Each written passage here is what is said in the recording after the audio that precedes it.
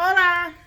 It's Bible study time again, y'all. I wanted to come on. I'm going to make this one really short and sweet, but I'm going to get to the point because I want to honor my promise, and my promise is that I will deliver my Bible study on Wednesdays, and if I can upload them on Wednesdays, I will, but I will prepare them on Wednesdays. And in honor of that promise, here I am delivering upon my Bible study.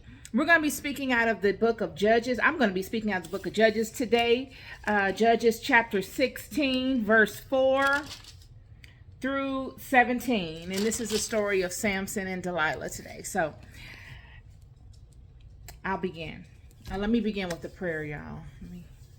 Father and Mother, please cover me with your love so that I may be able to decipher your word to the children today. Please speak through me.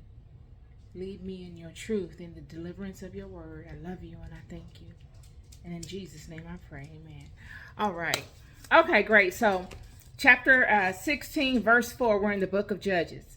And it came to pass afterward that he loved a woman in the valley of Sorek, whose name was Delilah.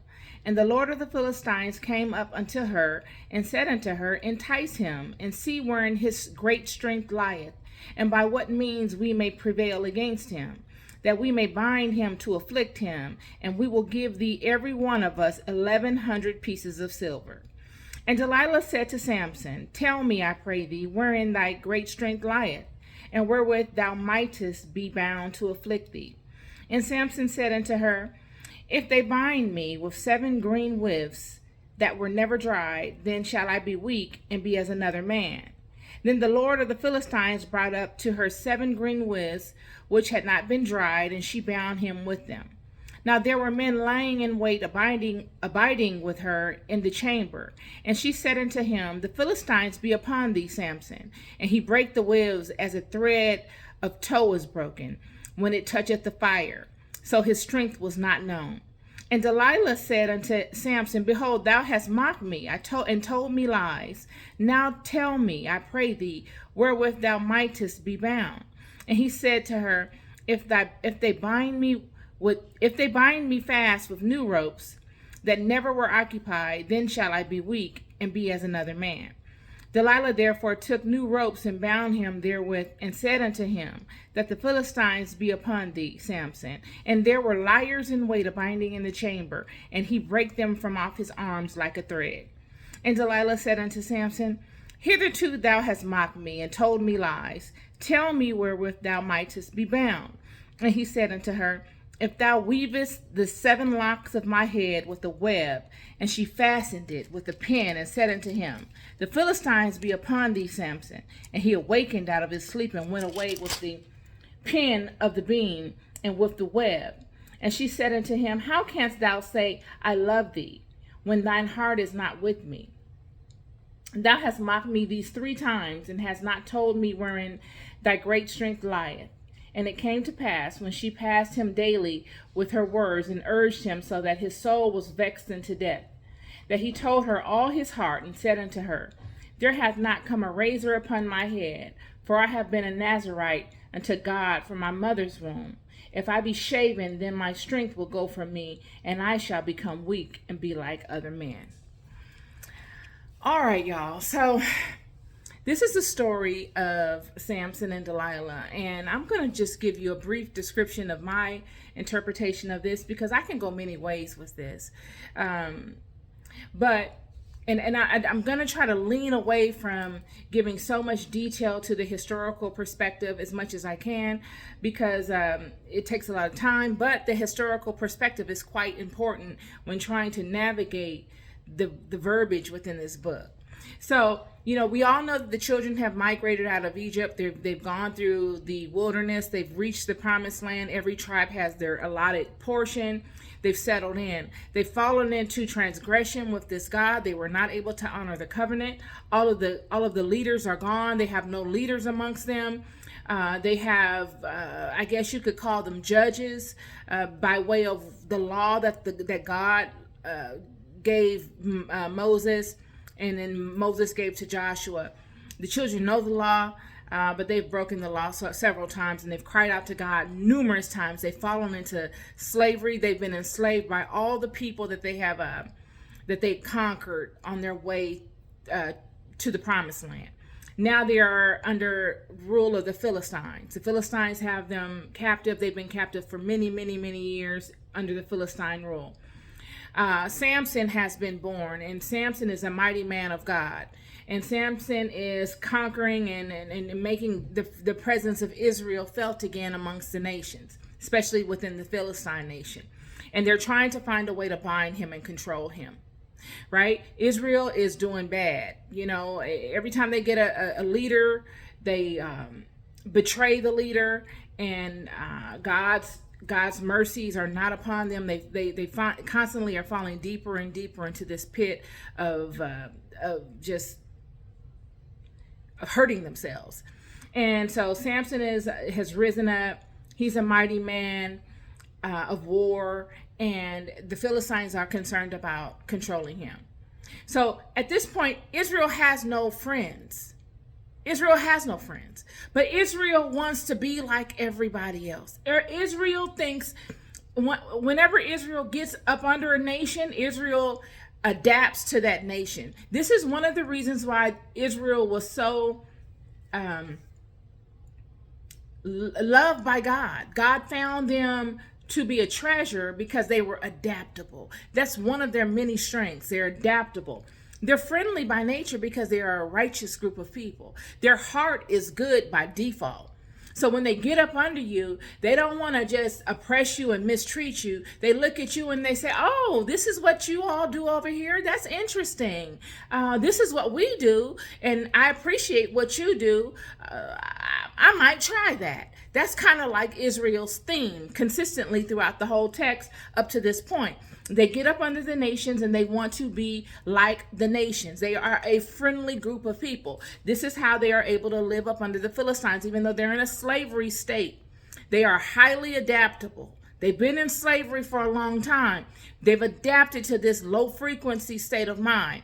They're up under the Philistines, and everywhere they look, they have enemies. They don't have any friends, and they have sunken so low that they don't even hold themselves in an integrous place. They don't even hold themselves into a place of regard where a certain level of respect is expected.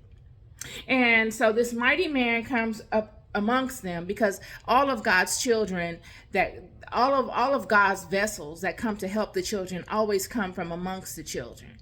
And Samson comes up, and they're like, we got to do something about Samson, because Samson is problematic, and he is defeating us. He's a problem. And the Israelites are starting to gain momentum and self-awareness, and kind of conjuring that energy of dignity back within themselves. We got to do something about Samson. And so they put this woman up under him. So you have to remember, all this stuff, if you ask me, defaults back from Balaam and Balak. What Balaam was able to see in relation to approaching these children, he spoke to the nations. He just couldn't act upon it. It's not that he didn't have that information. He had it. He just couldn't do anything with it. And so he spoke this to the nation, and you will see this time and time again, that, you know, when they sent the Moabite women to make the children transgress, that was the first attack that they did. They found success in that. They said, okay, that worked. They got punished for that, but they came up out of that. If we could keep them in a constant, perpetual state of transgressing against this God long enough, and if the generations pass and pass, they will actually forget how to get back in alignment. They'll stay in an everlasting state of transgression. And that is what's starting to happen. So Samson is set up with this woman. He finds her appealing. He is a Philistine woman. His parents said, you know, why don't you find a woman of Israel to date? And he's like, I want her. You know, and even though it's not about dating within your own culture, it was at the time, because Israel has no friends. Everyone is a potential enemy, because Israel is a chosen group. Israel cannot do like everyone else can do. Israel will be punished, and it is not that one will be punished, the entire tribe is punished. So it is a big deal. And when you speak to Israel about this, Israel's response is, you should look at yourself before you speak to me. And it really isn't that. It's really, I'm looking at myself and I'm looking at you, and I'm knowing that all of our actions are contingent upon the success of the whole. So it's not like I'm wasting my time looking into your business because I have nothing else to do. But if you transgress, and then if you lead someone else to transgress, and then other people transgress, then we are always in this everlasting state of this Ouroboros state where we're just harming ourselves. So he decided he was not going to listen to his parents. He wanted this woman, and he got this woman, this Philistine woman. Well, this woman is she doesn't love him. She looks at him as an opportunity. Samson is an opportunity for this woman. Her love is for her people. She's a Philistine. She never makes no qualms about it. And it doesn't look as if Samson expects her to honor the God of Israel, because you got to remember where the children are. They're in a transgressive state. They're not even honoring the God of Israel, really. So, they're just wandering around in this new wilderness, even though they have their lots allotted to them and supposedly their own lands. So this woman comes upon him, and she gets bribed by the Philistines to constantly find out what his weakness is. This is what goes back to the Balaam and Balak story. Balaam saw from all of those different mountaintops what the weaknesses were, but generations and generations have passed. And now there is no unity amongst the people. Every man and woman are for themselves at this point. So when one mighty man comes from amongst them, you need to figure out how to approach that individual, because you don't have to worry about approaching the entire group, because they are broken. There's no brother or sisterhood amongst them. There's no integrity. It's every man doing their own thing. So when they want to attack what God sends, they have to learn that individual. Do you see what I'm saying? So she constantly comes to Samson, and she's asking him, where does your strength lie? If you love me, tell me where your strength lies. And because he doesn't know, see, this is the problem. I keep saying this. He's like a leaf in the wind. He don't have no roots. All that God had told these children, they have transgressed against.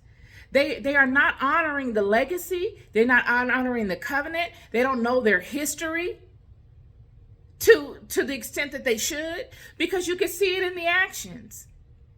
If he loved Israel, if he knew his role as a child of Israel, if he knew the God of Israel, he would not want to be up under another nation. He would take pride in his own, and he would not give away the vital information of his gifts to this strange woman. She asked him 3 times, what are his strengths? I'm sure she wooed him and cooled him, as most women know how to do. And the last time, he just gave all of his power up to this woman. All the power that really was not just for him. His power was to restore his people. This is why God chose him. But he used his power. He didn't even use it. He thwarted it away. He threw it away. He didn't know the power of it. And he gave it to a foreign woman. Israel has been doing this all along. And this is why I chose this text, is because, many of us go through this same thing nowadays. We get amongst people and we want to be accepted, or we want to be liked. And we're just a friendly group of people. Many of us are. And this is not a cultural thing or a racial thing, just people in general. You're friendly, and you want to make friends with people. And sometimes people will play the role of a friend just to get vital information on you to undermine what God is doing in your life. They will come as all types of good vessels that you would think are harmless, and you will want to accept them and welcome them in, sort of like the Trojan horse theory that I always refer to. You know, do you think that they knew that that horse held such treachery and deceit inside of it? It looked like a horse when it was at the gates, and it looked as a gift. They presented it to the kingdom as a gift.